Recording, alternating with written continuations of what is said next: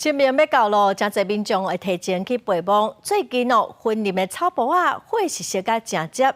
森林县的消防局是统计2、3天哦，都有65件。高溪有一搭公墓火烧哦，因为县内所有消防车拢已经去拍火咯，无法度就随赶去公墓。村长就利用广播叫村民哦，摕水桶开农用的喷水机来斗相共拍火。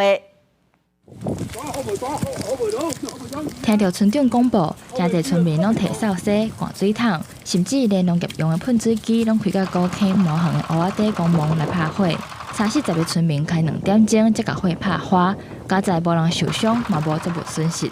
拿那个竹扫把，有的就是开那个农用车，载那个水桶，一起来协助灭火。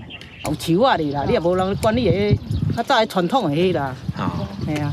当地村长表示，2、3迄天接到火警的通报，有赶紧通知消防单位。不过事当时所有的消防车拢已经出勤，无法度随赶到位，才会赶紧公布请村民来协助。因为消防局是表示，今年2、3迄天，全森林县就有65站因为烧草引起的火灾。如果没有申请田野引火燃烧，可能会罚款3000元。那如果依环保的法规的话，会罚1200到10万元以下。